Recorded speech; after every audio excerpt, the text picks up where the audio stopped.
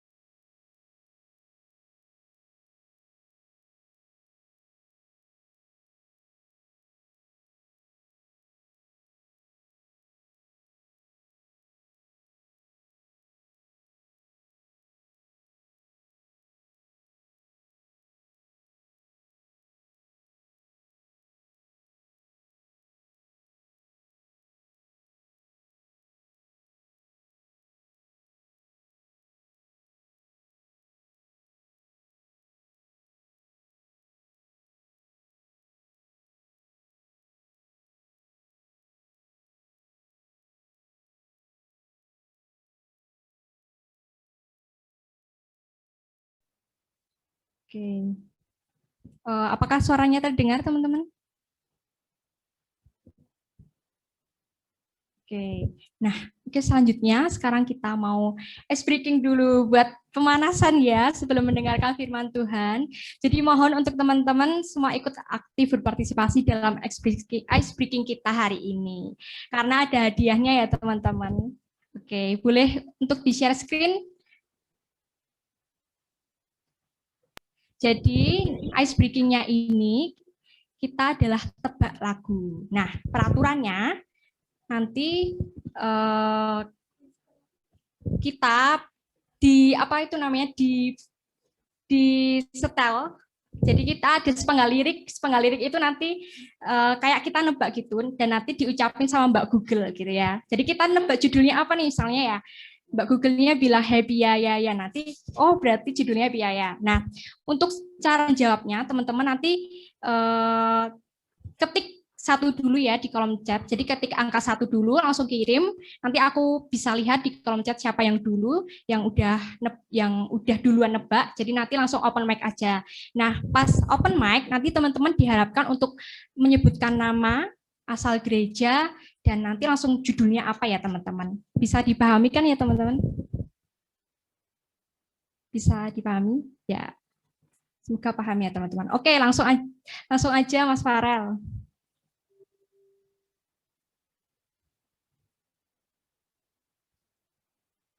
Papa. Wah, apa ini? Langsung jawab aja. Ini pemanasan dulu deh. Ini pemanasan dulu. Lagi-lagi coba. Papa. Ada yang tahu teman-teman? Ada yang tahu?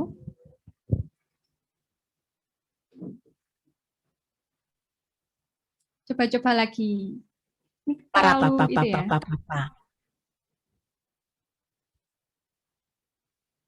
Oke, ada yang bisa nebak?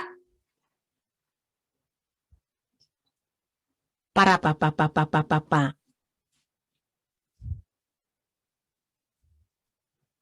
Ada yang bisa nebak nggak ya? Para papa itu lagu apa ya? Para papa. Coba sambil dinadain deh, sambil kita itu ya. Ada yang tahu?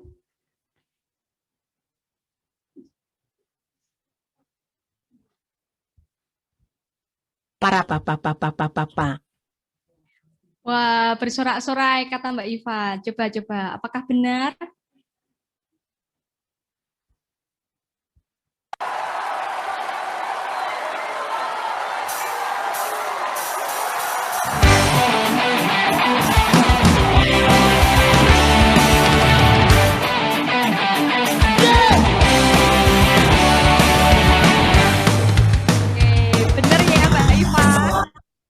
Jadi gitu ya teman-teman cara mainnya. Jadi langsung kalau bisa sih open mic ya teman-teman, sambil kita nanti bisa saling kenal gitu. Nah, dengan kalau semisalnya udah ketebak langsung, kita langsung ketik angka 1 dulu, nanti baru aku persilahkan, nanti baru bilang perkenalan dulu nama siapa, asal gerejanya dari mana, dan nanti judul lagunya apa gitu ya. Oke, ini baru pemanasan, masih ada lagi. Oke, selanjutnya.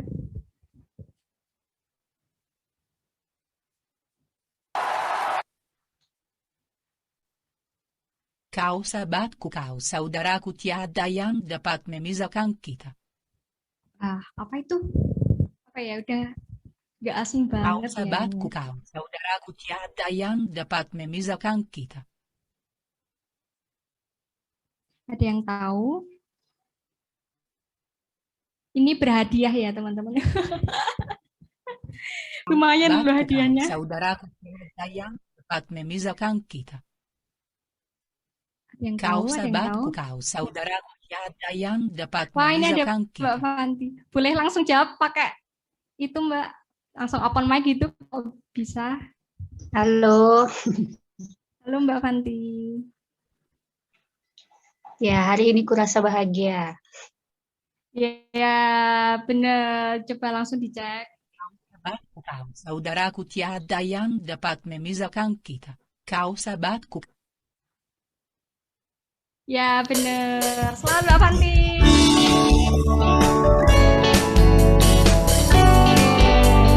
Langsung aja.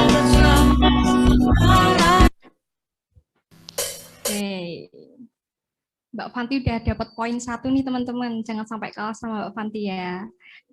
Oke, lanjut ke tebak lagu selanjutnya. Aku anaknya dan kau juga, mari puji Tuhan. Apa ya itu ya? Aku anaknya dan kau juga, mari puji Tuhan. Bapak Abraham. Wah, Rinda udah. Perkenalan dulu dong. Halo, namaku Rinda. Aku dari Gereja Kristen Getsemani Klaten. Ya, halo Rinda. Jawabannya apa tadi judulnya? Bapak Abraham. Ya, coba langsung. Ya, benar. Selamat ke Rinda, dapat poin 1. Bapak Abraham mempunyai. Oke, selanjutnya. Bukan surya ku harapkan, karena surya kan lenyap. Ada yang bisa nebak, teman-teman? Bukan surya ku harapkan, karena surya kan lenyap. Wah, Rinda lagi nih. Open mic langsung dong, Rinda.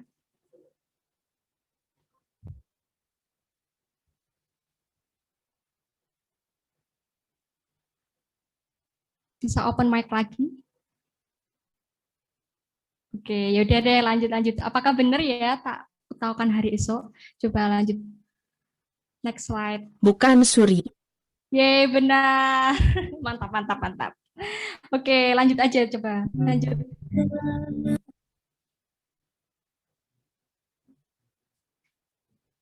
Kau pikirkan tentangku tak terselami bajiku?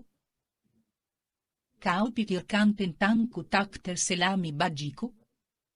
Ada yang tahu? Kau pikirkan tentangku tak terselami bajiku? Kau pikirkan tentangku tak terselami bajiku? Ada yang tahu teman-teman? Kau pikirkan tentangku tak terselami bajiku?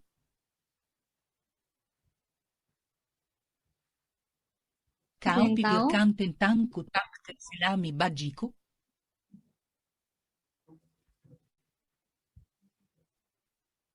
Ada yang Kau tahu? pikirkan tentangku tak terselami bajiku?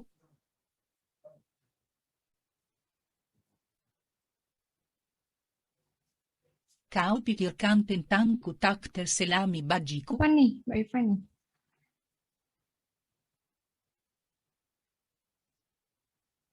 Coba sekali lagi. Kau pikirkan tentangku tak terselami bajiku? Kau pikirkan tentangku tak terselami bajiku? Ada yang tahu? Kau Ini pipilkan sering banget nih tentangku, tak didengarin. terselami bagiku. Pasti udah nggak asing lagi nih. Ada yang tahu nggak ya teman-teman? Coba-coba diulangi lagi. Kau pipilkan tentangku, tak terselami bagiku. Kau Oke, ini pipilkan ada yang udah jawab nih, tentangku, tak Rinda. terselami. Sungguh besar. Sungguh besar atau sungguh apa ya?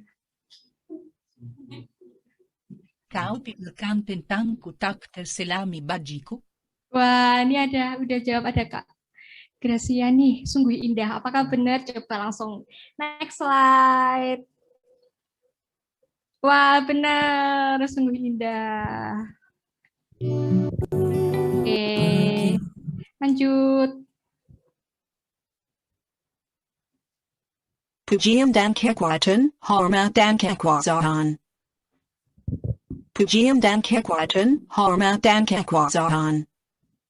Pujian dan kekuatan, hormat dan kekuasaan. Lagunya nggak asing nih teman-teman. Sering dinyanyiin juga nih. Pujian dan kekuatan, hormat dan Wah, kekuasaan. ini udah ya.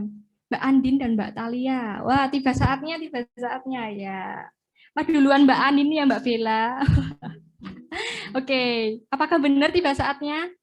Ya. Pujian dan Ya, benar. Selanjutnya. Oh ya, sudah habis ternyata teman-teman. Oke, yang menang siapa ya tadi ya? Oke, Rinda ya, tadi udah jawab 2 dan benar ya. Selamat kepada Rinda. Nanti akan kami kontak ya untuk hadiahnya. Oke. Selamat Rinda. Oke teman-teman. Nah teman-teman, saat ini kita mau bersama-sama muji dan bersorak-sorai kepada Tuhan. Kita mau menyatakan bahwa keselamatan itu hanya dari Allah saja. Allah yang berkuasa dan bertahta di surga. Dan mari teman-teman kita bersama-sama menaikkan setiap pujian kita, hormat, kekuasaan, dan kemuliaan itu hanya bagi Allah selama-lamanya. Dengan menyanyikan lagu Tiba Saatnya.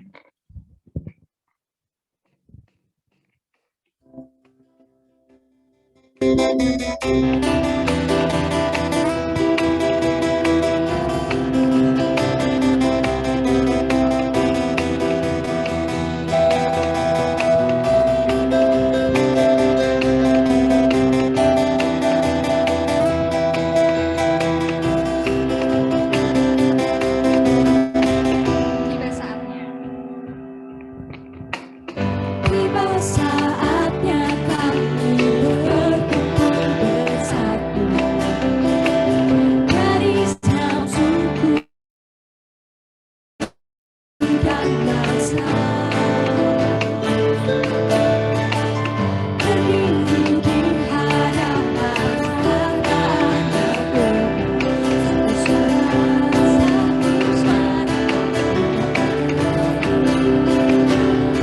Keselamatan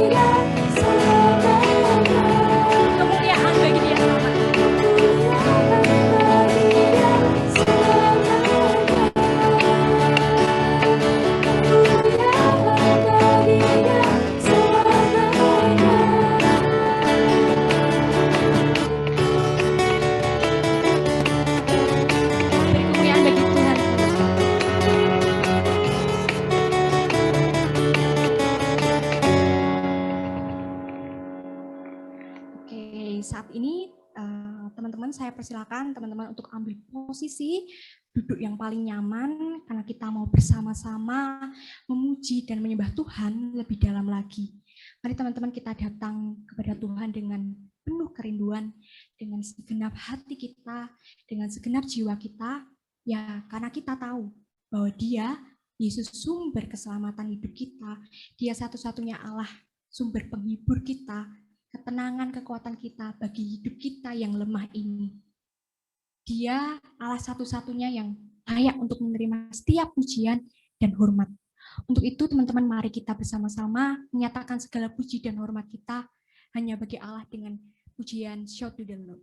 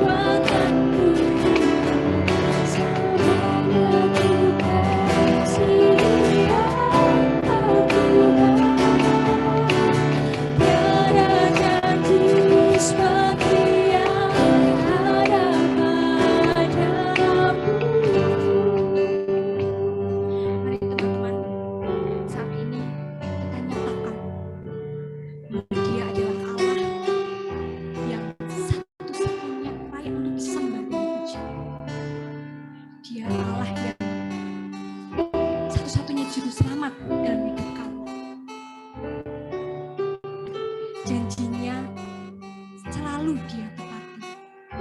Dia Allah yang tidak pernah berubah. Dia Allah yang selalu ada dalam kehidupan kita. Mari teman-teman kita terus katakan terus untuk bernyanyi, bersorak-sorai karena kebaikannya, kebesarannya yang tak pernah habis di dalam hidup kami. Hanya Engkau Tuhan yang dapat kami andalkan dalam kehidupan kami. Saya beri waktu teman-teman untuk menyembah Dia, satu-satunya Allah yang dalam hidup kami.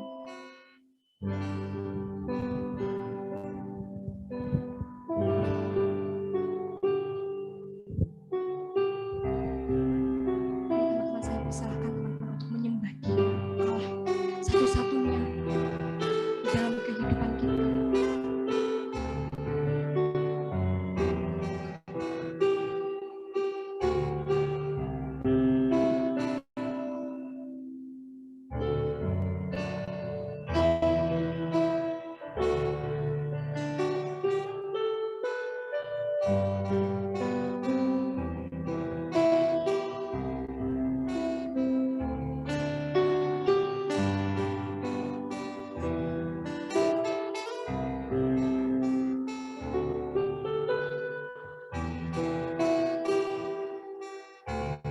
Mari teman-teman kita angkat pujian ref.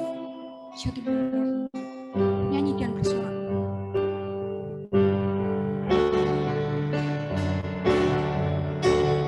Nyanyi dan bersoraklah baginya, puji dan hormat kuasa bagi Raja. Guru tunduk laut bergelora, mendengar atas perbuatanmu, segala kasih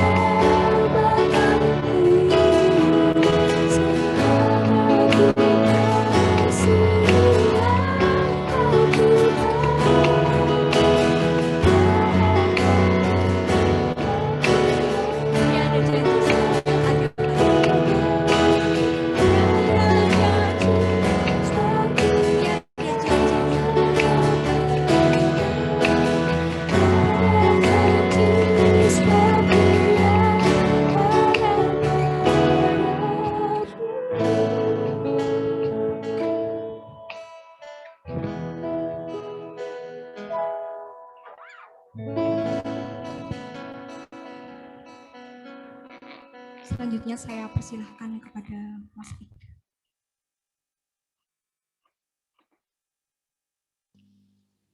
Ya, cek. Mari kita berdoa dulu, teman-teman.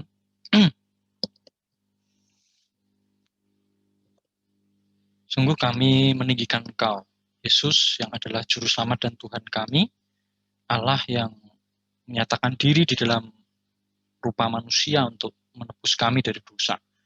Dan kami bersyukur kalau pada sore hari ini kami boleh bersekutu secara virtual dan hendak bersama-sama belajar mengenai kebenaran firman-Mu. Tuhan tolong kami untuk bersama-sama belajar mengenai relasi yang memuaskan, relasi yang membuat diri kami ini utuh. Tuhan tolong kami, waktu ini Engkau jagai supaya kami boleh belajar dengan baik, menyimak dengan baik, tetapi juga hamba-Mu sendiri yang membagikan renungan pada sore hari ini, Engkau urapi dengan kuasa Roh Kudus-Mu, Engkau buat hamba boleh berkata-kata dengan sederhana, tetapi juga dengan jelas. Terima kasih.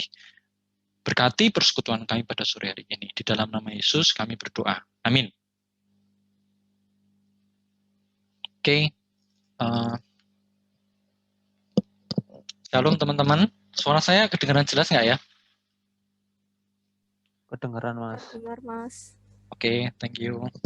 Ya, oke. Saya kembalikan dulu ya ini ya, berarti ke Mbak Bella ya. Monggo Mbak Bella.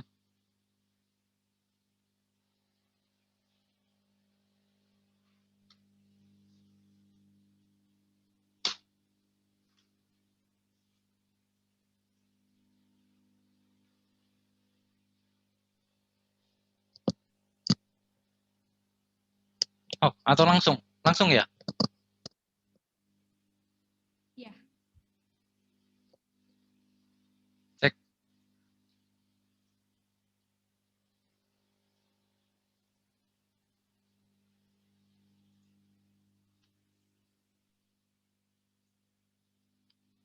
Oke, saya langsung share screen ya.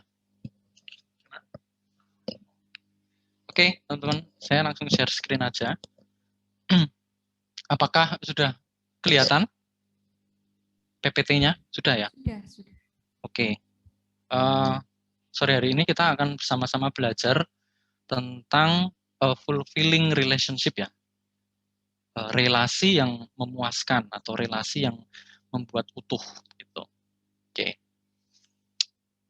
Oh ya, tadi sudah dibagikan oleh MC juga bahwa nanti akan ada tanya jawab ya, Mbak Bella ya. Jadi selama saya membagikan, teman-teman bisa merespon atau bertanya lewat kolom chat gitu ya, supaya nanti bisa kita diskusikan di dalam sesi tanya jawab. Oke. Nah, a fulfilling relationship ya, berarti kita akan belajar tentang relasi. Apa sih itu relasi gitu ya, teman-teman? Menurut KBBI, kalau kita lihat di situ relasi itu hubungan gitu ya, perhubungan pertalian gitu ya, hubungan antar manusia, antar pribadi gitu ya. Masih cukup umum sebenarnya ya relasi ini, tidak terlalu spesifik ya, tidak terlalu khusus istilah ini, teman-teman saya kira sudah cukup familiar dengan kata relasi ini. Tetapi kita perlu juga berpikir apa sih seberapa pentingnya relasi ini, gitu ya. Nah, kalau kita belajar relasi itu merupakan satu kebutuhan yang sangat bahkan paling ya penting di dalam kehidupan kita sebagai manusia. Nah, buktinya apa? Yang pertama bahwa Allah menciptakan manusia, kita tahu Allah menciptakan manusia, Adam dan Hawa serupa dan segambar dengan Allah ya, teman-teman. Tentu ada tujuannya, yaitu supaya Allah bisa bersekutu dengan manusia. Allah merindukan untuk bisa berelasi, bisa berkomunikasi gitu ya dengan manusia secara langsung. Nah, itu yang pertama. Berarti Allah menciptakan manusia supaya bisa berelasi. Berarti itu menunjukkan betapa pentingnya relasi itu. Yang kedua, nah kita juga tahu ini ya, kayak gambar di samping itu ya, menggambarkan dulu waktu Allah mencomblangkan Adam dengan Hawa gitu ya, bisa dikatakan gitu. Jadi Allah sendiri yang meresmikan relasi di antara dua manusia pertama di bumi gitu ya. Nah, itu beruntungnya ya Adam dan Hawa, pemberkatannya langsung gitu ya. Nah, itu alasan yang kedua tentang pentingnya relasi. Tapi alasan yang ketiga juga kalau kita merasakan atau mengalami sendiri ya, kalau kita kehilangan relasi gitu ya, ketika kita kehilangan hubungan atau orang yang kita kasihi itu pergi atau meninggal gitu ya, biasanya itu lebih menyedihkan, lebih menyusahkan gitu ya, dibanding kehilangan kebutuhan lain atau harta atau pencapaian apapun ya. Kan mungkin ada yang pernah sakit hati gitu ya, ada yang pernah yang populer sekarang kayaknya ghosting ya. Jadi ada yang pernah merasa di ghosting gitu ya, pernah di PHP-in gitu ya, atau pernah sudah pacaran lama terus tiba-tiba putus gitu ya. Nah, mungkin ada beberapa teman-teman yang mengalami gitu ya. Dan beberapa atau sebagian mungkin juga pernah karena itu terus jadi males makan gitu ya. Jadi aku nggak nafsu makan gitu ya. Nah, itu menunjukkan bahwa kita bisa mengalahkan ya dalam tanda kutip kebutuhan-kebutuhan yang lain demi kita merayakan kesedihan akibat relasi yang terganggu gitu ya. Nah, nampaknya ini juga menunjukkan betapa pentingnya relasi ini di dalam kehidupan kita sebagai manusia. Nah, oleh karena itu kita bisa menyimpulkan ya dari seberapa pentingnya relasi ini, berarti bahwa kalau sesuatu yang sangat penting, yaitu relasi ini terganggu, maka akan mengganggu keseluruhan hidup kita. Bisa kita simpulkan bahwa relasi ini adalah esensi dari hidup kita sebagai umat manusia. Nah, faktanya kita semua mengalami relasi yang terganggu, bukan? Pasti semua di sini mengalami relasi yang terganggu. Minimal dengan keluarga. Mungkin ada yang terganggu relasinya cukup parah mungkin, atau ya masih bisa ditampung, masih bisa ditahan gitu ya. Tetapi banyak juga yang mengalami relasi yang kurang baik di keluarga, di relasi yang cukup paling dekat ya dengan kita. Nah, kita akan melihat apa sih yang menjadi akar dari kerusakan relasi ini, dan bentuk-bentuk kerusakan relasi itu sebenarnya apa aja gitu ya. Nah, kalau kita teman-teman membuka Kejadian 3, teman-teman pasti sudah hafal ya, Kejadian 3 itu adalah peristiwa kejatuhan manusia pertama di dalam dosa. Nah, di situ diceritakan dengan jelas bahwa kejatuhan manusia pertama dalam dosa itu merusak relasi manusia dengan dirinya sendiri, dengan Allah, dan dengan sesamanya. Atau pada waktu itu Adam dengan pasangannya ya. Nanti kita akan bahas nih secara detail gitu ya. Tetapi kita bisa tahu dari sini dulu bahwa akar kerusakan relasi mula-mula itu adalah dosa. Nah, dosa yang dimaksud di sini itu bukan tentang dosa perbuatan ya, seperti kita melakukan berbohong, itu dosa perbuatan ya. Tetapi di sini lebih ke kondisi berdosa maksudnya. Kondisi berdosa akibat apa? Akibat kejatuhan manusia pertama tadi. Nah, kondisi berdosa itu turun-menurun ya, sampai ke kita. Gitu. Jadi makanya setiap kita berdosa, bahkan sejak kita di dalam kandungan gitu ya. Nah, itu yang menjadi akar dari kerusakan relasi. Nah, ada akar, tapi juga ada bentuk nih. Nah, bentuk kerusakan relasi apa aja? Nah, bentuk kerusakan relasi itu meliputi relasi manusia dengan Allah, relasi manusia dengan dirinya sendiri, dan manusia dengan sesamanya. Kita akan lihat secara detail ya, teman-teman. Pertama, relasi dengan Allah itu yang rusak. Nah, kalau teman-teman nggak perlu buka Alkitab dulu, sudah saya tampilkan ya ayatnya. Kalau kita lihat di dalam Kejadian 3 ayat 8, dikatakan di situ, bersembunyilah manusia dan istrinya itu terhadap Tuhan.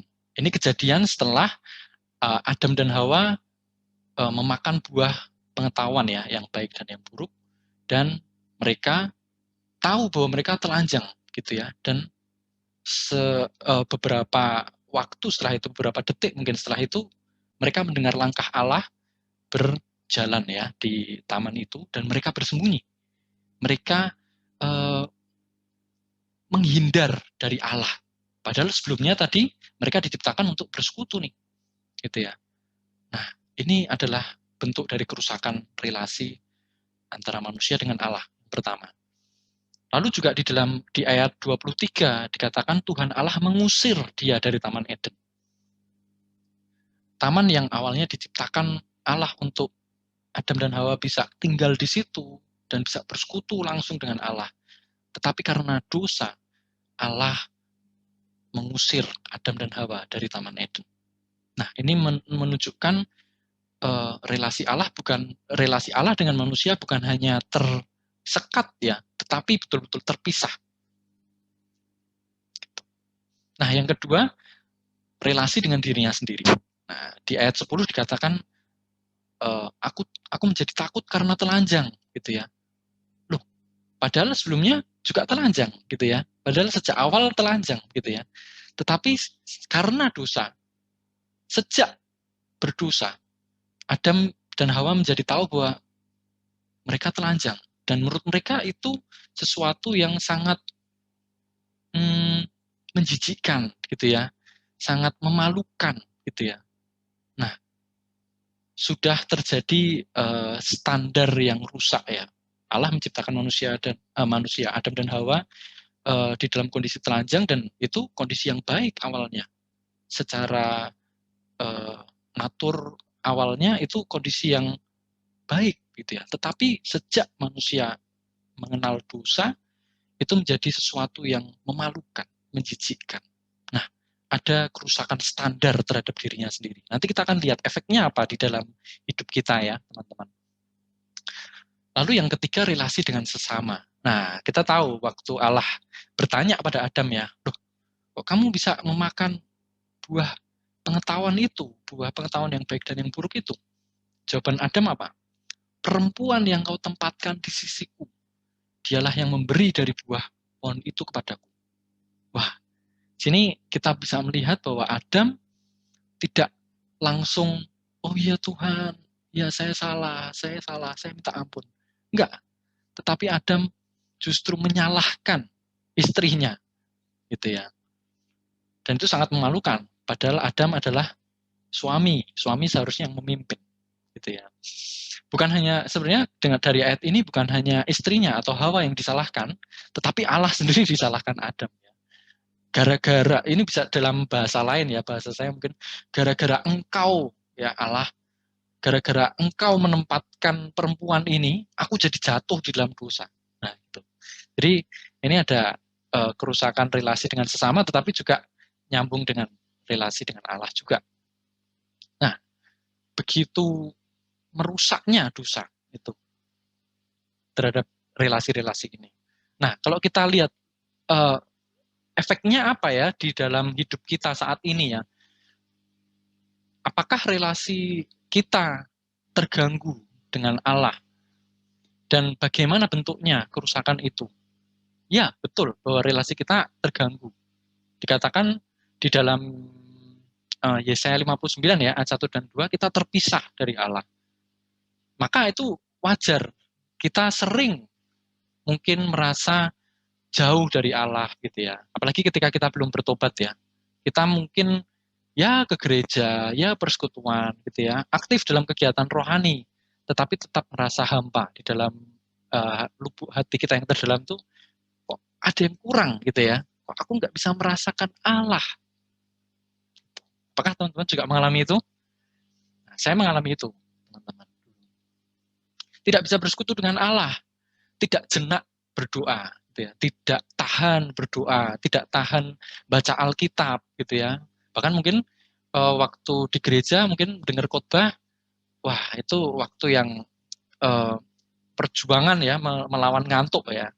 Nah itu tanda-tanda, salah satu tanda atau beberapa tanda bahwa ya persekutuan kita itu sebenarnya terganggu atau rusak dengan Allah. Ketika kita berdosa. Yang kedua, relasi dengan diri sendiri tadi ya, terganggu, rusak. Rusaknya apa? Yang pertama kita bisa rasakan atau kita bisa ingat ya, pasti, saya yakin ya, pasti sebagian besar dari kita mengalami yang namanya nilai atau citra diri yang rusak. Maksudnya apa sih Mas? Maksudnya adalah kita memiliki pandangan yang salah terhadap diri kita. Dan biasanya pandangan itu berupa perasaan tidak berharga gitu ya. Saya merasa tidak berharga karena saya nggak ganteng gitu ya, atau nggak cantik, atau saya nggak pinter gitu ya. Saya bodoh gitu ya. Saya mungkin beberapa waktu lalu ada pengumuman SNMPTN ya. Mungkin ada adik juga yang belum diterima, dan dari pengalaman itu mungkin merasakan, duh apa aku kurang pinter gitu ya, atau aku mungkin masih males ya gitu ya. Nah ada kebingungan di dalam diri kita untuk melihat atau memandang diri kita dan menilai diri kita. Gitu. Yang kedua, tidak pernah puas ya, tidak pernah puas. Misalnya dalam kita mengerjakan sesuatu mungkin ada yang merasa, wah kok aku nggak puas ya dengan ini, nggak puas dengan ini. Padahal sebenarnya sudah cukup baik gitu ya. Atau tidak puas itu dalam hal lain, misalnya hiburan gitu ya, main game atau nonton drama Korea atau nonton film atau apapun yang membuat kita merasa terhibur.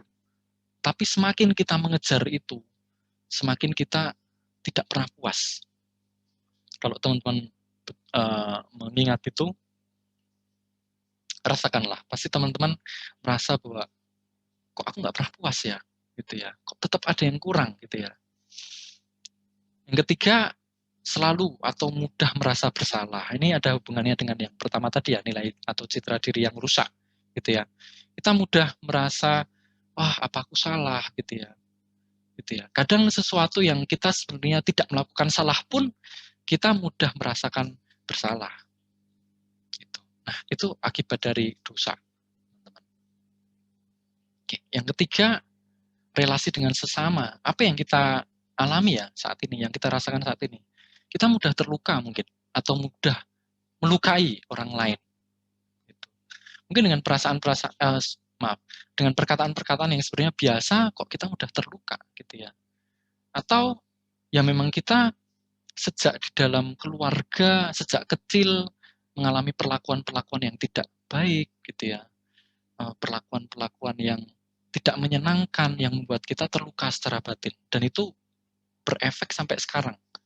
Bahkan berefek sampai nanti ya menikah, kalau itu tidak segera diselesaikan. Atau juga mudah melukai. Biasanya kita akan mudah melukai karena kita terlebih dahulu terlalu sering dilukai. Gitu ya.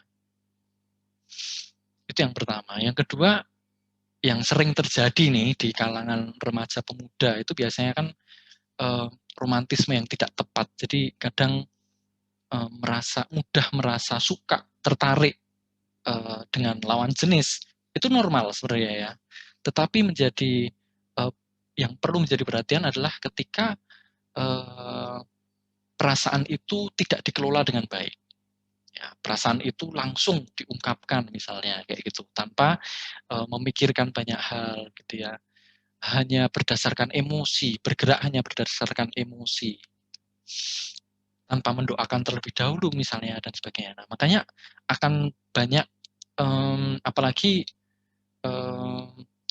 kisah-kisah atau pengalaman-pengalaman remaja yang di luar kekristenan ya, di luar persekutuan, mungkin mengalami banyak ghosting ya, mengalami PHP, mengalami bucin gitu ya, macam-macam. Itu yang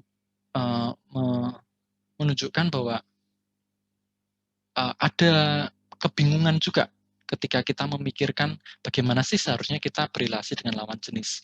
Bagaimana saya harus mengelola perasaan saya, gitu ya.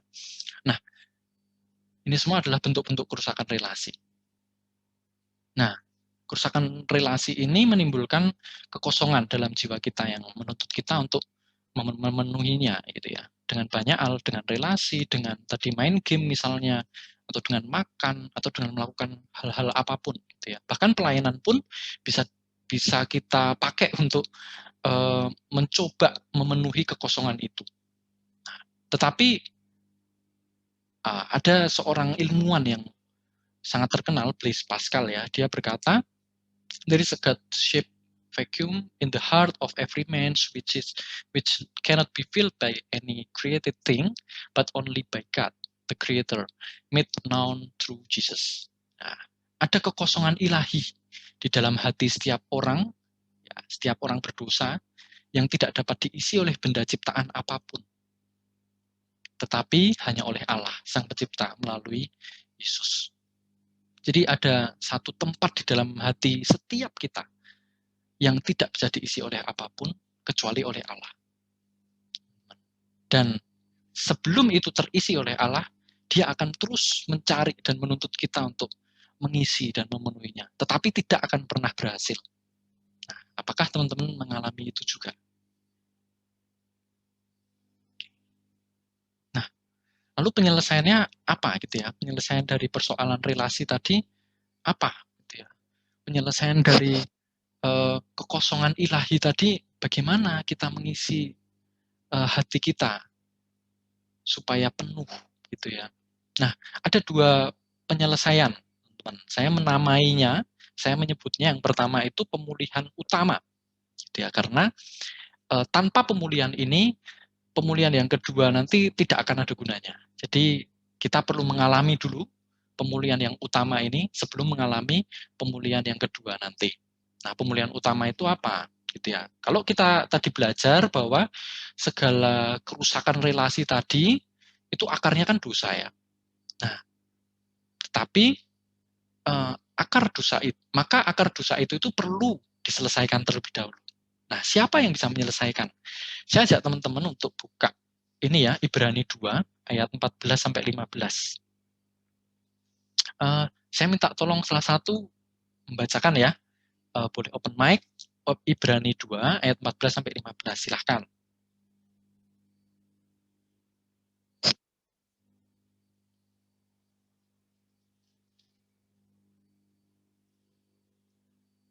Monggo, salah satu. Ada yang membacain? Biar nggak saya terus nih. Ya, silahkan. Ada?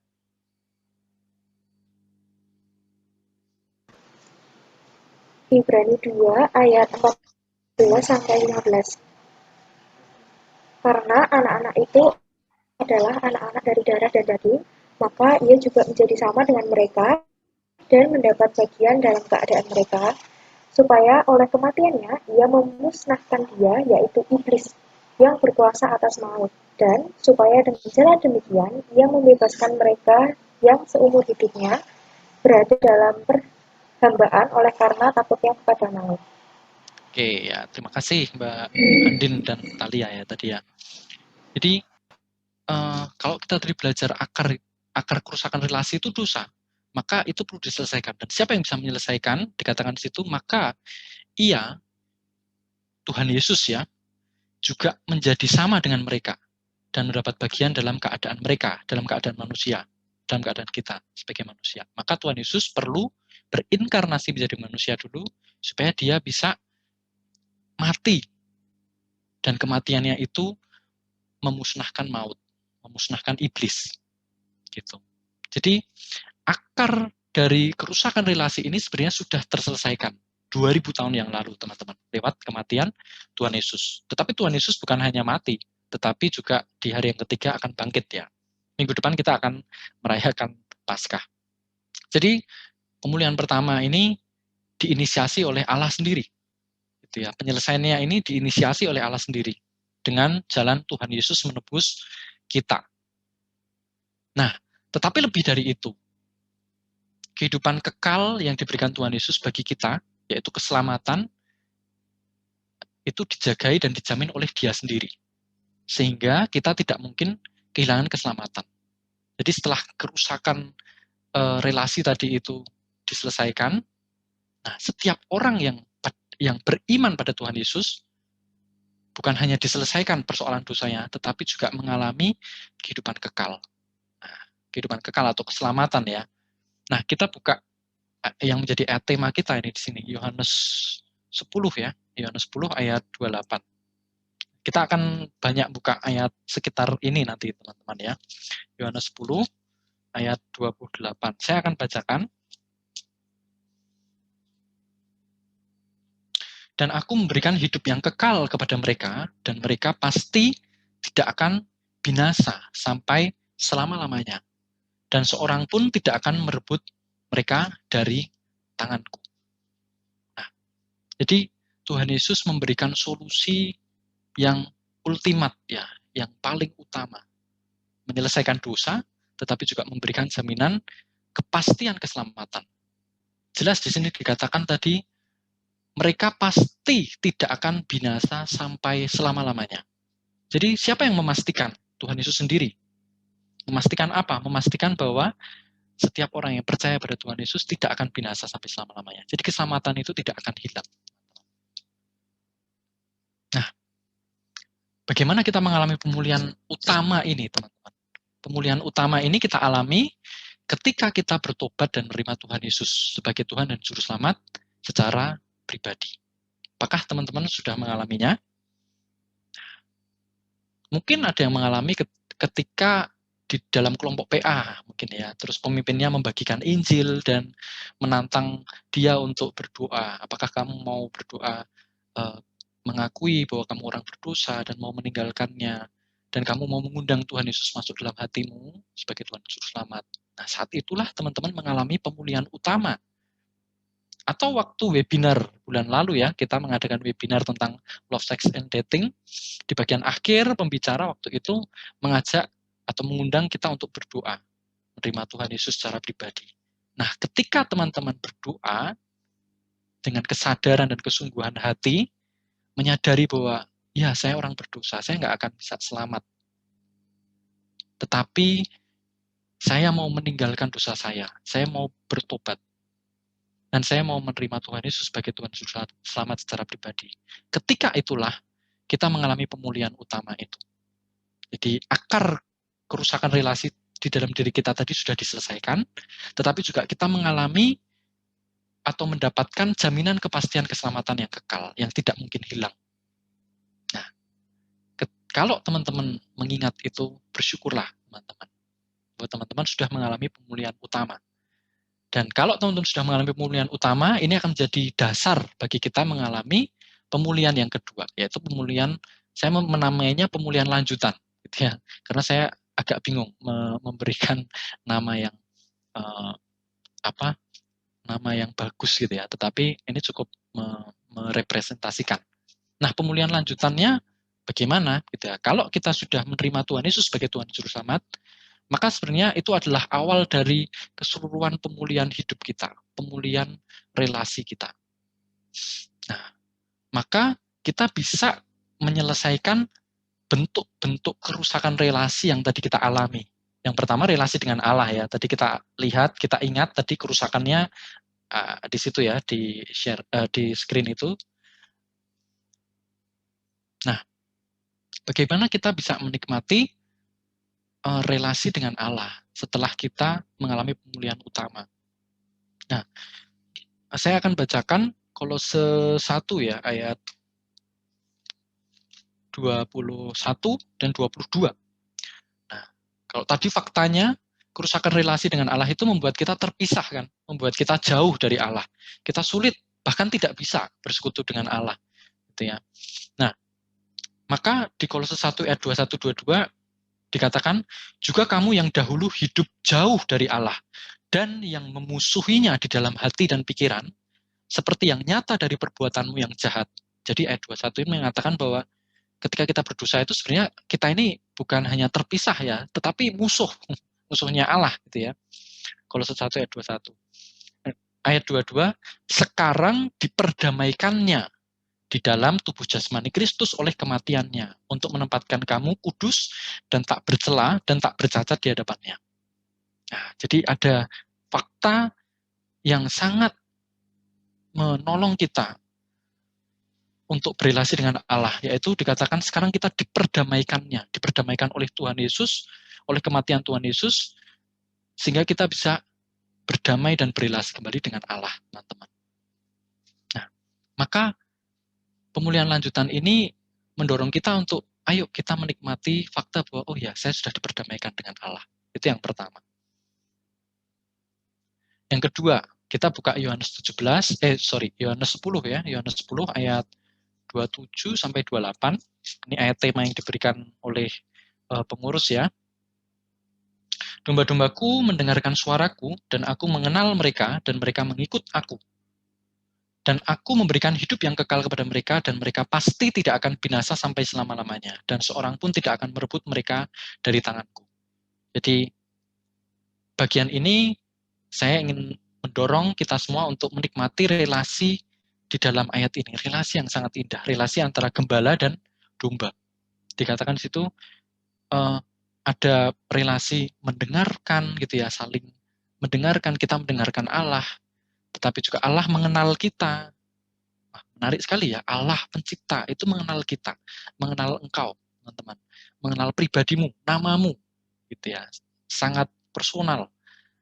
Dia mengenal engkau, mendengarkan, mengikut Tuhan selama-lamanya. Ada relasi di mana kita menyerahkan diri untuk saya mau mengikut Tuhan. Artinya saya mau mentaati perintahnya, saya mau mengejar keserupaan di dalam Tuhan. Nah, itulah pemulihan di dalam relasi kita dengan Allah sehari-harinya yang perlu kita nikmati. Nikmatilah relasi dengan antara gembala dan domba. Kita domba, Allah gembala. Tetapi lebih dari itu, Yohanes 1 ayat 12 mengatakan, tapi semua orang yang menerimanya diberinya kuasa supaya menjadi anak-anak Allah, yaitu mereka yang percaya dalam namanya. Ketika kita menerima Tuhan Yesus, sejak itu juga kita berubah status, ya. Kita memiliki status baru, yaitu menjadi anak-anak Allah. Teman-teman, kalau menjadi anak presiden itu begitu berharga, ya, begitu bangganya mungkin ya kita, begitu bangganya Mas Kaisang ya menjadi anak presiden gitu ya. Tetapi dikatakan Yohanes 1 ayat 12, kita ini adalah anak-anak Allah. Nah, mestinya hidup kita lebih bangga, hidup kita lebih bahagia dibanding Kaisang ya, Mas Kaisang. Karena kita anak-anak Allah, teman-teman. Apakah teman-teman menyadari bahwa, oh ya, saya anak-anakmu ya Tuhan. Gitu. Nah, kalau kita anaknya, maka kita memiliki akses ya, secara langsung, secara free gitu ya, untuk kita bisa bergantung pada Allah. Ya, kita mengenal Dia, kita menyembah Dia, tetapi juga kita memiliki relasi bergantung, relasi memohon pemeliharaan, pemenuhan segala kebutuhan kita. Dikatakan Mazmur 23, Tuhan adalah gembalaku, takkan kekurangan aku. Artinya apa? Tuhan yang adalah gembala kita itu memastikan supaya kita domba-dombanya ini tidak kekurangan apapun, teman-teman. Ya, memiliki Allah itu memiliki segalanya. Nah, sebenarnya dari pemulihan relasi ini sebenarnya akan menyelesaikan banyak hal yang menjadi kerusakan relasi dalam hidup kita, terutama relasi-relasi yang setelahnya. Ini menjadi dasar juga. Oke, yang kedua relasi dengan diri sendiri. Tadi persoalannya nilai atau citra diri yang rusak, tidak pernah puas ya, selalu merasa bersalah. Nah, bagaimana kita mengalami penyelesaian itu? Nah, 1 Yohanes 1 ayat 9 itu menuliskan, saya akan buka 1 Yohanes 1, teman-teman juga silahkan buka 1 Yohanes 1 ayat 9. Ya, jika kita mengaku dosa kita, maka Ia adalah setia dan adil, sehingga Ia akan mengampuni segala dosa kita dan menyucikan kita dari segala kejahatan. Di sini ditekankan pentingnya pengakuan dosa. Pengakuan dosa secara sehari-hari itu akan menyucikan dan mengampuni kita. Nah, kita tahu bahwa kita memiliki banyak persoalan, teman-teman. Kalau yang belum tahu, maka teman-teman perlu punya waktu untuk merenung gitu dan akhirnya menyadari, oh ya ternyata saya punya banyak persoalan ya, gitu ya. Saya tidak pernah puas gitu ya, atau saya mudah merasa tidak berharga, ciut gitu ya. Saya mudah merasa bersalah, gitu ya. Itu persoalan dan Allah tidak berkenan terhadap itu. Maka apa yang perlu kita lakukan? Datang pada anugerahnya.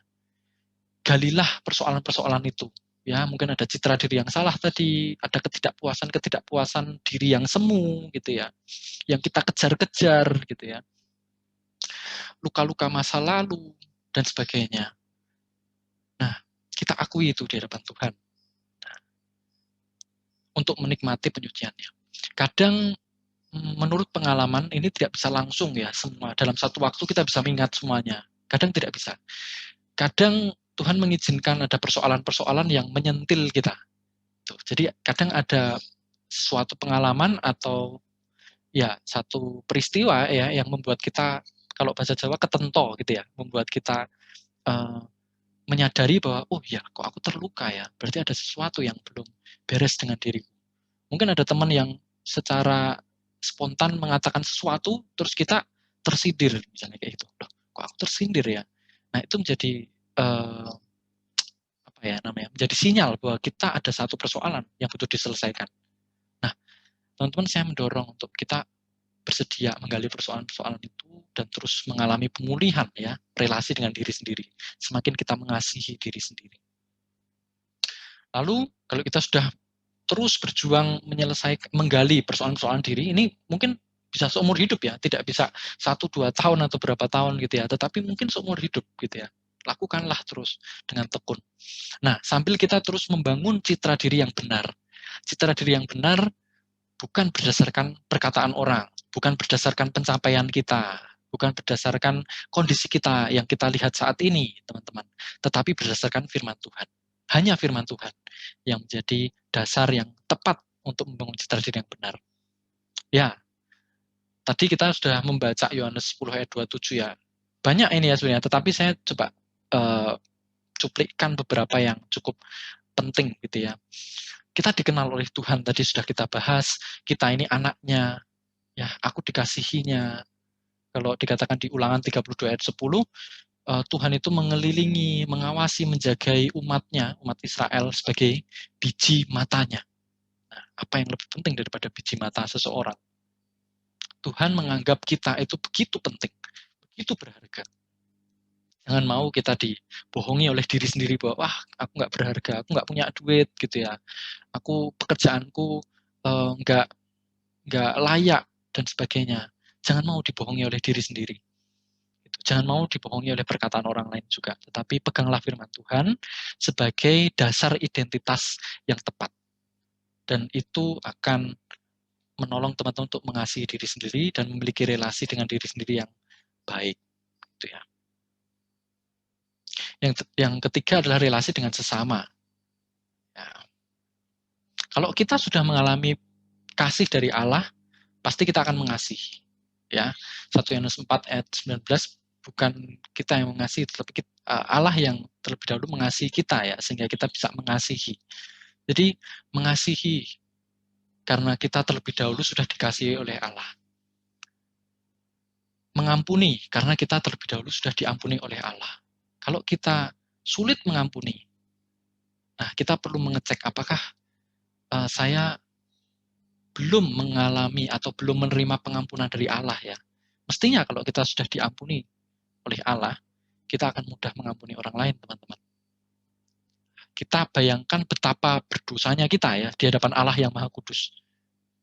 Allah yang Maha Kudus saja menyediakan dirinya untuk mengampuni kita, mengasihi kita yang berdosa, nggak layak ini. Nah, apakah kita pantas ya sulit mengampuni orang lain, ya, orang yang berdosa terhadap kita? Nah, mestinya kalau kita sudah dikasihi oleh Allah, kita akan mudah mengasihi orang lain. Nah, mengasihi pun juga dengan prinsip-prinsip yang tepat, yaitu prinsip-prinsip dengan firman Tuhan. Nah, kalau saya mau spesifikkan ya, karena kita kebanyakan adalah, kita hampir semua di sini adalah pemuda remaja ya, dan pasti bergumul dengan relasi dengan lawan jenis terutama. Nah, maka kita perlu membangun cara pandang yang tepat dalam berrelasi dengan teman lawan jenis. Itulah cara kita mengasihi dengan benar. Nah, membangun relasi di dalam ketaatan pada Allah sesuai standar dan caranya. Ketika nanti teman-teman sudah mencapai usia yang tepat ya, untuk usia yang baik maksudnya, usia yang baik dan tepat untuk membangun relasi, saling mendoakan, teman hidup gitu ya, berpacaran, jalanilah sesuai dengan standar dan cara Allah gitu ya. Nah, membangun cara pandang yang tepat tadi saya nambahkan sedikit ya. Jadi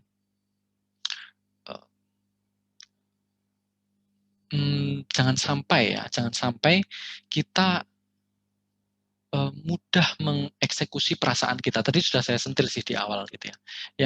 Yang paling sering terjadi adalah kita sebagai remaja pemuda kita terlalu impulsif ya. Kita kadang terlalu bergelora gitu dan membuat kita memutuskan untuk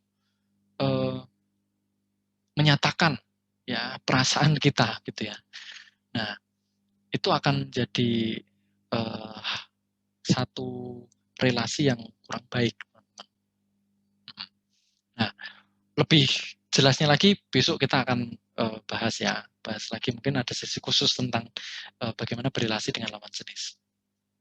Tetapi poinnya, kasihilah sesamamu karena engkau sudah dikasihi oleh Allah.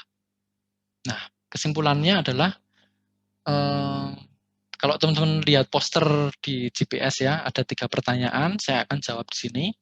Nah, Yang pertama kalau nggak salah saya lupa, saya lupa. Apakah kalau nggak salah ada relasi yang utuh ya, relasi yang membuat kita utuh? Ya ada. Satu-satunya relasi yang membuat kita utuh atau penuh itulah relasi dengan Allah, pencipta kita melalui Tuhan Yesus.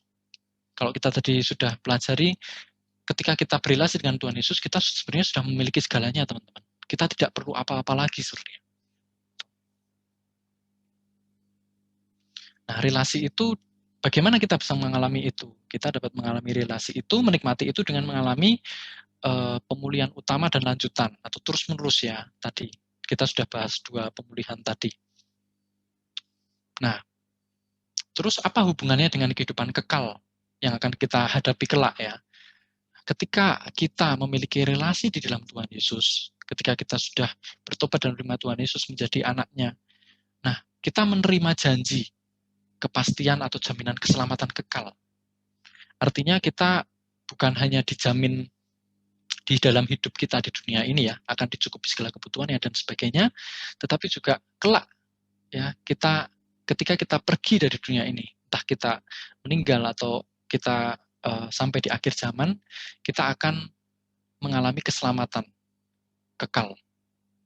Dan keselamatan yang sudah kita dapatkan sejak sekarang ini, sejak kita bertobat dan menerima Tuhan Yesus, itu tidak akan hilang.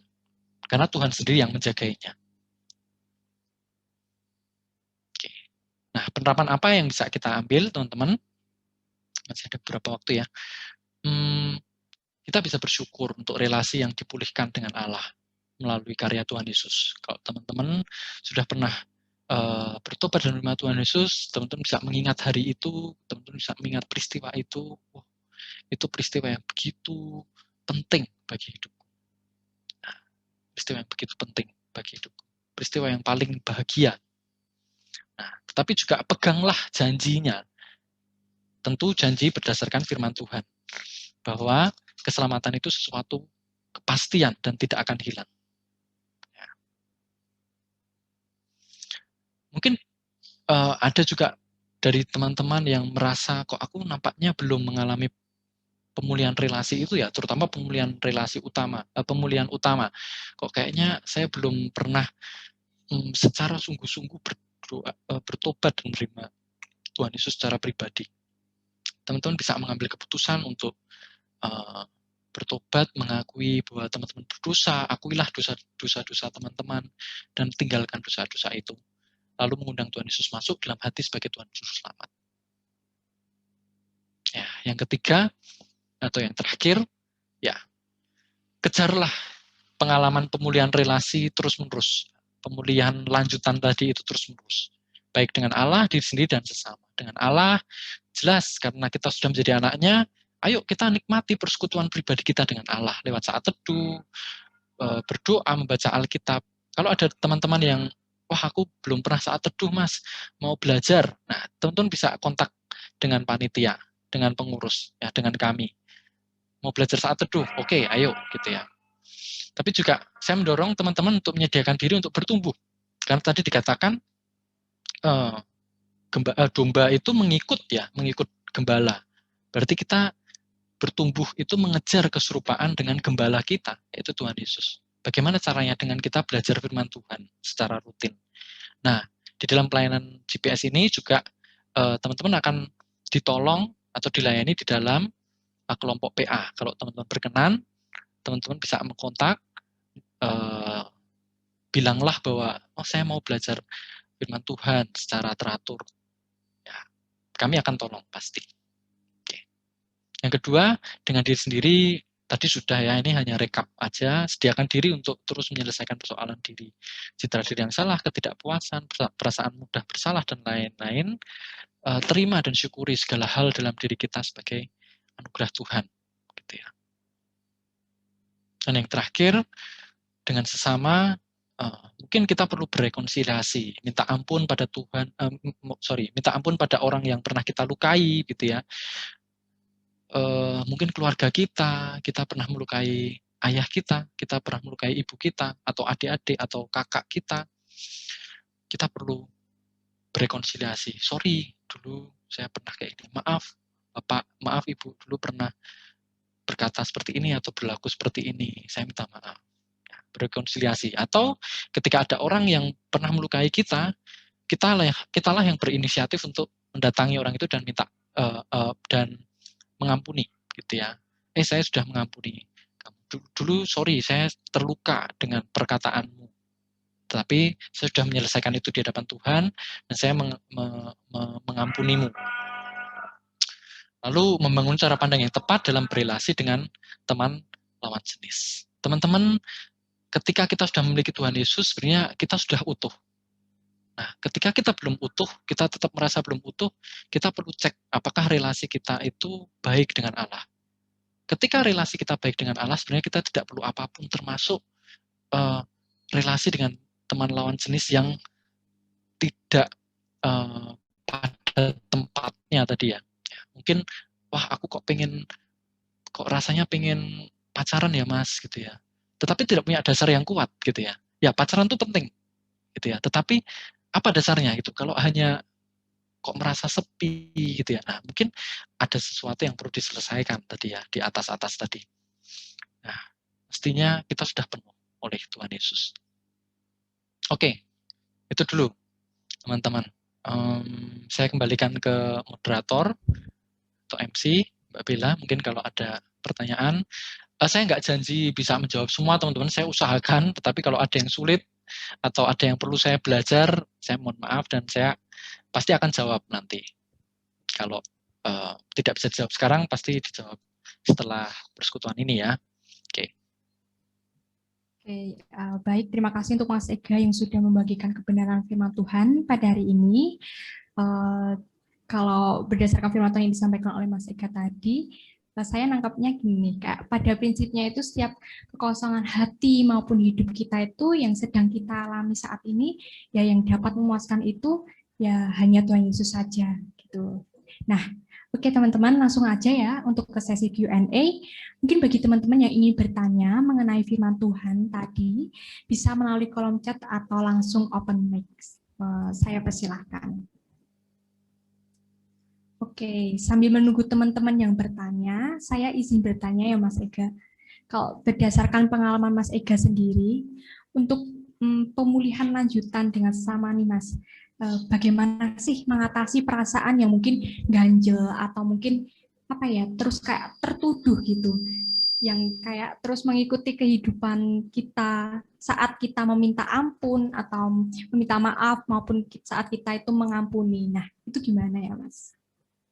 Oke, jadi saya mengklirkan dulu ya. Jadi mungkin ada permasalahan dengan sesama, mungkin dengan teman gitu ya, Bella ya, dengan teman. Yeah. Terus kita merasa ganjel dan mungkin sudah berusaha mengampuni gitu ya, tetapi kok tetap merasa sengkring-sengkring gitu ya, merasa tidak nyaman gitu ya maksudnya.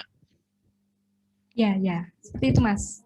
Oke, ya, ya yang pertama. Tadi ya, dipastikan dulu bahwa kita sudah menyelesaikan itu di hadapan Tuhan. Artinya, kalau kita mungkin kita yang merasa dirugikan, kita dilukai, kita datang pada Tuhan, akui bahwa Tuhan, saya terluka dengan perkataan si A. Gitu ya. Saya marah, saya kecewa, saya sedih dengan perkataan dia. Tetapi saya tahu itu juga tidak berkenan di hadapan Tuhan, maka saya juga minta ampun atas luka ini. Mestinya kan saya nggak terluka, ya, karena identitas kita tadi didasarkan dengan firman Tuhan kan, bukan dengan perkataan orang lain. Nah, ketika kita merespon perkataan orang lain dan terluka, sebenarnya kita juga tidak berkenan di hadapan Tuhan dan itu perlu diselesaikan. Kita perlu mengakui bahwa saya terluka. Terluka itu juga dosa ya, pahit, geram itu kan disuruh dibuang kan di surat-surat Paulus ya. Berarti itu adalah dosa. Nah, maka itu diakui di hadapan Tuhan sebagai dosa. Mungkin juga perlu merasakan ya betapa marahnya itu dan ekspresikan di hadapan Tuhan tentunya, jangan di hadapan orang gitu ya, jangan di depan orang terus mukul orang misalnya atau ngapain gitu ya, tetapi di hadapan Tuhan nyatakan itu, ekspresikan, Tuhan saya marah, mungkin sambil mukul bantal misalnya gitu ya. Terus akui itu sebagai dosa, saya mohon ampun Tuhan dan saya mau mengampuni orang itu. Nah, ketika sudah melakukan itu, berarti sebenarnya secara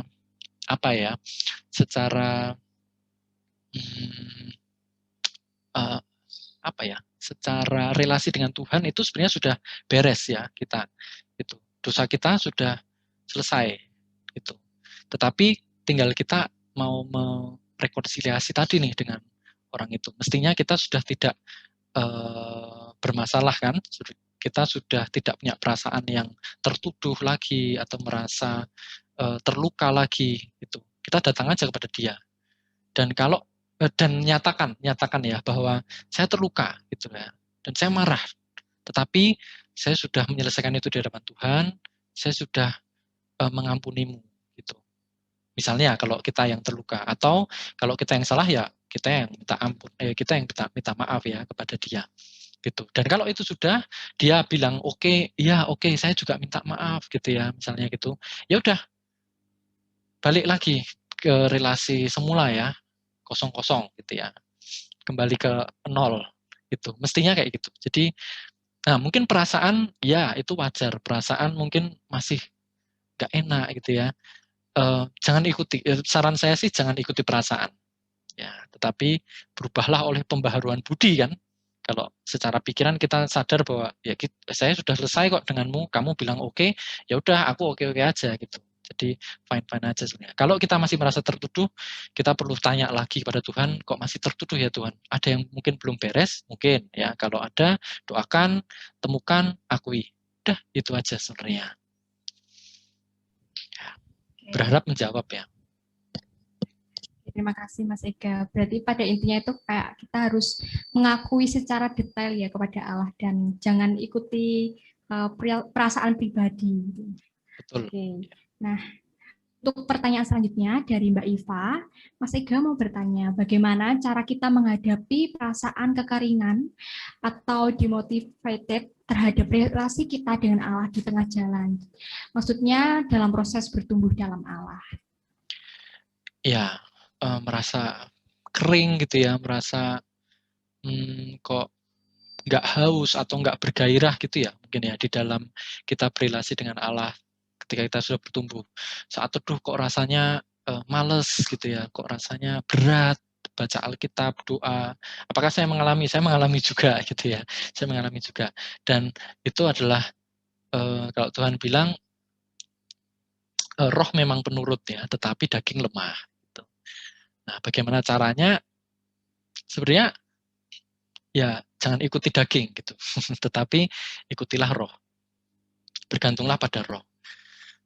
Ketika kita merasa kering dan ketika kita merasa tidak mau bertemu dengan Tuhan, itulah waktu yang paling tepat untuk kita berlari pada Tuhan.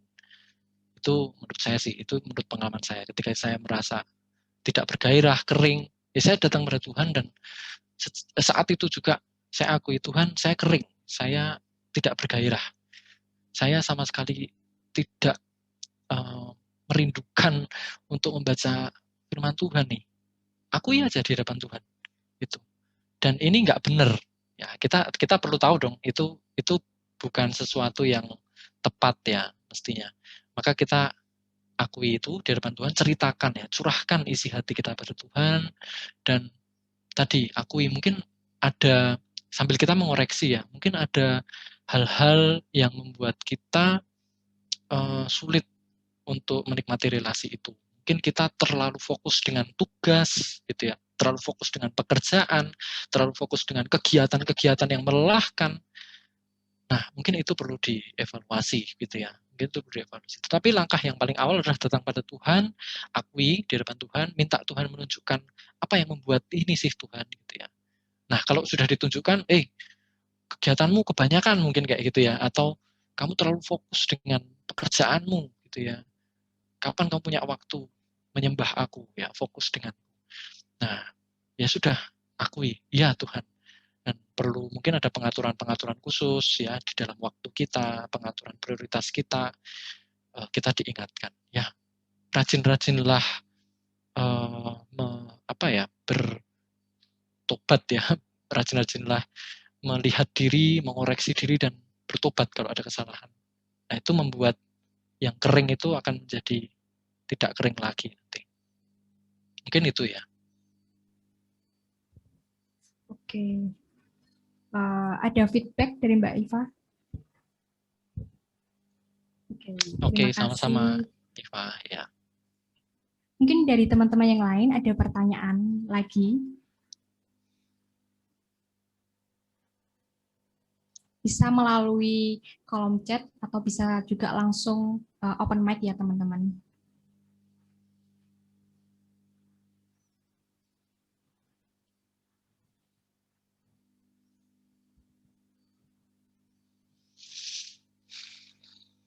Ada yang mau bertanya lagi teman-teman?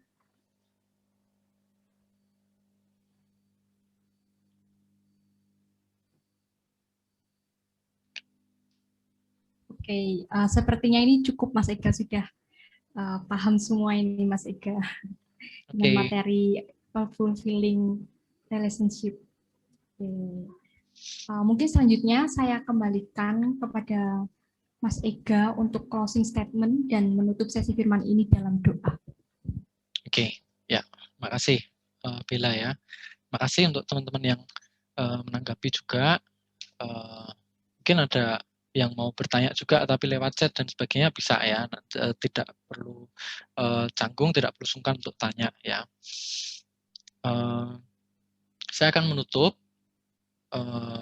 materi ini dengan satu kalimat ini atau dua kalimat ya ini ya. Jadi a fulfilling relationship atau relasi yang memuaskan, relasi yang membuat utuh itu hanya dapat kita alami melalui Tuhan Yesus. Ya, ketika kita bertobat dan menerima Tuhan Yesus sebagai Tuhan dan Juru Selamat secara pribadi, ketika itulah kita memiliki relasi yang memuaskan.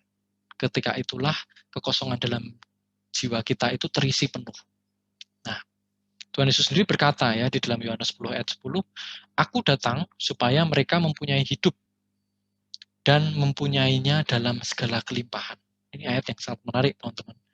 Bahwa Tuhan Yesus datang, Tuhan Yesus masuk ke dalam hidup kita supaya kita memiliki hidup yang kekal tentunya, dan mempunyai atau menikmati hidup itu di dalam segala kelimpahannya. Jadi kita tidak merasa kekurangan lagi sebenarnya ketika kita sudah memiliki Tuhan Yesus. Memiliki Yesus sama dengan memiliki segalanya. Oke, mari kita berdoa. Bapa di dalam surga, kami mengucap syukur untuk sore hari ini. Kami boleh bersama-sama belajar mengenai relasi yang memuaskan. Kami diingatkan bahwa relasi itu rusak karena dosa. Relasi mula-mula itu rusak karena dosa. Tetapi Tuhan Yesus menyelesaikan persoalan itu sampai ke akar-akarnya. Dan menolong kami hari demi hari untuk mengalami pemulihan demi pemulihan. Sehingga kami semakin mengalami kelimpahan hidup di dalam Engkau. Tuhan, kami bersyukur kalau kami sudah memiliki relasi yang memuaskan itu. Relasi di dalam Tuhan Yesus. Ketika kami mengambil keputusan untuk bertobat dan menerima Tuhan Yesus secara pribadi.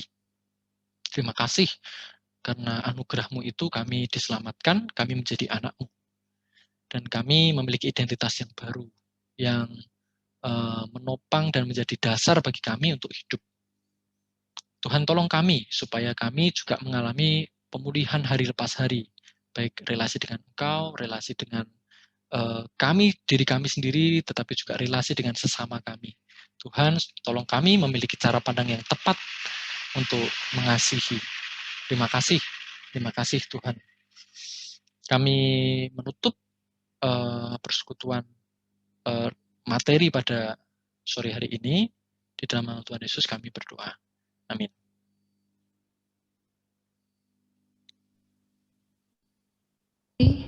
Untuk Mas Ega yang sudah membawakan firman pada hari ini. Ya. Bersyukur ya teman-teman, kita sudah menerima firman Tuhan yang begitu luar biasa pada hari ini. Kita diingatkan lagi untuk kehidupan kita bahwa hidup kita ini hanya dipuaskan oleh Allah saja yang dapat membuat relasi kita menjadi penuh atau utuh di dalam Kristus Yesus. Dan kita tahu juga ya teman-teman bahwa dia itu juga Allah gunung batu kita, kekuatan kita dalam hidup kita yang lemah ini. Untuk itu mari teman-teman kita meresponi firman Tuhan dan menyatakan ucapan syukur kita pada hari ini dengan memberikan persembahan melalui barcode yang sudah tertera di layar dengan diiringi lagu Selain Kau Tiada Yang Lain.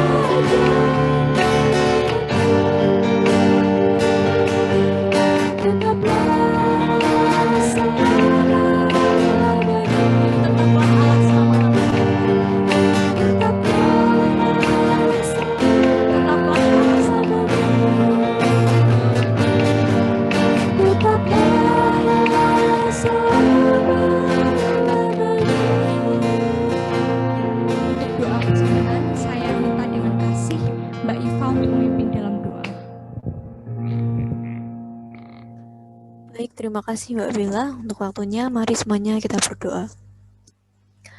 Tuhan Allah Bapa kami yang bertahta dalam kerajaan surga, Allah yang sungguh mengasihi kami, Allah yang tidak pernah meninggalkan kehidupan kami, dan Allah yang selalu memperhatikan kami. Kami bersyukur ya Bapa untuk setiap firman-Mu yang telah fulfilling setiap kehidupan kami, yang telah fulfilling relasi kami. Terima kasih untuk firman-Mu, biarlah firman yang telah diberikan oleh Mas Ega menjadi rema atas kehidupan kami. Dan Kami juga berdoa Bapa untuk persembahan kali ini Bapa. Kami berdoa supaya setiap tangan yang memberi, Engkau akan melimpahkan, Engkau akan memberikan berlipat ganda kepada mereka, kepada kehidupan mereka. Engkau akan selalu mencukupkan kehidupan anak-anak-Mu Tuhan. Dan biarlah persembahan ini dapat berguna untuk memperluas kerajaan-Mu, dapat untuk memperlancar setiap pelayanan demi nama Tuhan Yesus. Dan terima kasih Bapa, kami menyerahkan semuanya ke dalam tangan kuasa-Mu. Terima kasih Allah, terima kasih Tuhan Yesus, terima kasih Roh Kudus. Engkau adalah Allah yang sangat baik. Kami menyerahkan semuanya dalam tangan kuasa-Mu. Hanya dalam nama-Mu Yesus Kristus kami berdoa dan kami bersyukur. Haleluya. Amin. Saya kembalikan lagi kepada Mbak Bella. Oke, terima kasih untuk Mbak Eva yang sudah memimpin dalam doa. Oke teman-teman, webinar ini akan ditutup di dalam kelompok sharing yang nanti akan dibagi oleh host.